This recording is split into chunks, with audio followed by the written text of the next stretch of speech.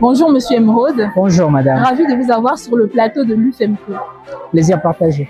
Alors vous venez de suivre le film documentaire réalisé par l'UFEMCO, Les médias du Congo, une histoire et un héritage à transmettre. Quelles sont vos premières impressions au sortir de la projection? Alors c'est une projection qui est assez édifiante parce qu'elle revient un peu sur le parcours de pas mal de professionnels des médias, aussi bien des femmes parce que c'est d'elles qu'il s'agit, mais aussi des hommes puisque c'est une co-construction. Mais le plus intéressant pour moi, c'est surtout la perspective historique qu'il y a eu. C'est qu'on nous a montré un peu d'où viennent les médias congolais, comment est-ce que les aventures ont commencé, ce à quoi ça ressemblait en fonction aussi du contexte sociopolitique et ce vers quoi nous partons, ainsi que les éléments perfectibles que l'on peut observer aujourd'hui à notre époque. Alors au-delà de l'émotion, venons-en maintenant à la réalité. En votre qualité de conseiller au ministère de la Culture, pensez-vous que les médias congolais jouent-ils réellement leur rôle de gardien de mémoire et de miroir de la société? Alors sur ce point, je vais me montrer exigeant. Je pense que les médias pourraient mieux faire. D'abord parce que nous vivons un monde qui est aujourd'hui multipolaire et qui est sujet à énormément de mutations. Les mutations, elles ne sont pas que numériques. Les mutations, elles sont aussi géopolitiques et quand on pense à l'actualité, on voit bien ce qui se passe. Les mutations, c'est aussi les dynamiques de pouvoir entre les différents pays du monde, entre ceux qui incarnaient hier l'ordre mondial et ceux qui peut-être pourraient l'incarner demain. Et donc, la grande question qu'on devra se poser en tant que nation, c'est déjà comment est-ce que nous, pays d'Afrique, comment est-ce que nous, Congo, République du Congo, on se positionne dans le concert des nations. Et dès qu'on s'est posé cette question et qu'on commence à y chercher une approche de réponse, à ce moment-là, on peut savoir comment est-ce qu'on traite l'information. Parce que l'information est un pouvoir, ça sert de propagande, ça sert à conditionner les esprits, mais ça sert aussi à se positionner et à présenter le narratif que l'on veut avoir. Et justement, ce narratif ne se fait pas sans le passé, mais il se fait aussi essentiellement avec les éléments du présent. Et donc, pour moi, ce sont des choses qui se tiennent, mais il faudrait vraiment que ce narratif soit repensé parce que la presse est une réelle puissance et avec les enjeux du 21e siècle, c'est une nécessité impérieuse de pouvoir structurer la presse dans ce sens.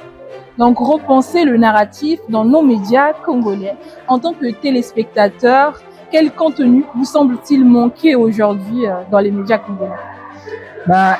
Les contenus culturels, évidemment, je prêche pour ma paroisse, Évidemment. mais au-delà de la culture, globalement, ce ne sont pas tant les contenus qui manquent. Je crois que Télé-Congo, DRTV, Vox ont des contenus qui sont tout à fait appréciables. Mais c'est ce que vous appelez, vous, journaliste, dans le jargon, la ligne éditoriale. Parce que le contenu peut être bon, mais le problème, c'est quelle est la ligne éditoriale.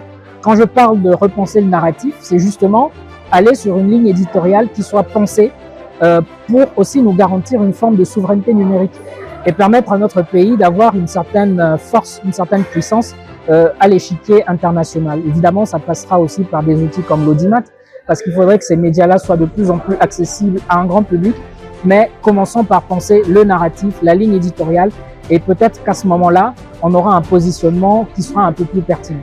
Lorsque vous parlez de ligne éditoriale, pensez-vous qu'il y ait un peu de méli-mélo dans nos médias et qu'il manque un fil directeur? Je pense surtout que globalement, nous n'avons pas pensé notre communication pour avoir une direction. Je vais vous prendre des exemples. Quand vous lisez la presse française, que je lis au quotidien, un peu comme tous ceux qui sont sur l'espace francophone, on se rend compte qu'on a des médias de gauche, comme l'Humanité par exemple. On a des médias de droite aussi, des médias d'extrême droite, des médias d'extrême gauche. Et chaque média, en fonction de son positionnement politique, a une approche et une façon de traiter l'information qui parfois fait écho à des médias étrangers. Et au-delà des lignes éditoriales tenant compte des idéologies politiques, on a aussi, selon les pays, une façon de montrer l'information. J'ai eu, il n'y a pas longtemps, un voyage en Chine et en Russie, deux voyages qui ont totalement changé ma manière de regarder la presse. Parce que je me suis rendu compte que dès que je suis arrivé à l'aéroport, je n'avais plus accès à mes réseaux sociaux habituels.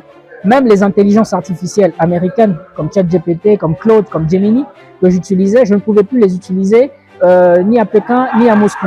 Simplement parce que ces pays-là ont une façon de filtrer l'information. Ailleurs, on va appeler ça dictature, c'est un point de vue, mais ce sont des questions de souveraineté numérique. Et donc, ils musellent certains médias pour vous en proposer d'autres avec un narratif. L'objectif n'est pas que nous allions à la même chose. L'objectif n'est pas que nous allions vers un interdit, mais que nous puissions avoir une ligne en se disant que on a une population à forger, on a des personnes à former, on peut appeler ça de la propagande, c'est comme on veut, mais selon le positionnement que notre pays devrait avoir, voilà la manière dont nous pensons que l'information devrait être. Et ça ne tient pas compte seulement de l'info au niveau national, parce que très souvent, on pense notre pays à partir de nos 342 000 km², mais il faut aussi penser l'information à l'échelle internationale, d'où d'ailleurs l'importance de l'audimat. Et ça permet à notre pays de se créer un positionnement par rapport à nos voisins de la sous-région en Afrique centrale, mais aussi par rapport à d'autres pays africains et même ceux de l'Occident. Parce que le monde tel qu'il est fait aujourd'hui n'est fait que de rapports de force. D'ailleurs, ça a toujours été le cas. Et un des éléments qui permettent d'aller vers un bras de fer ou de s'affirmer en tant que nation, ce n'est pas seulement l'économie, ce n'est pas seulement l'armement, ce n'est pas seulement la culture, c'est également l'information, la presse et la manière dont on se positionne. Mieux affirmer le positionnement dans les médias et mieux raconter nos histoires, c'est ce qu'on peut retenir de votre intervention, M. Emerode. En effet, et sachez, je le dirais, si vous regardez un média français, que vous lisiez Valeurs Actuelles, un média d'extrême droite, que vous lisiez L'Humanité, qui est un média, on va dire de gauche, ou même Le Monde, qui se veut un média généraliste, centriste, vous verrez que, quel que soit ce qu'ils défendent du fait de leur positionnement politique, il y a des éléments qui constituent la grandeur de la France, qu'ils défendront toujours. Et ce fil rouge-là constitue le point commun entre ces différents médias, parce que c'est quelque chose qui est pensé à un niveau politique et à un niveau global.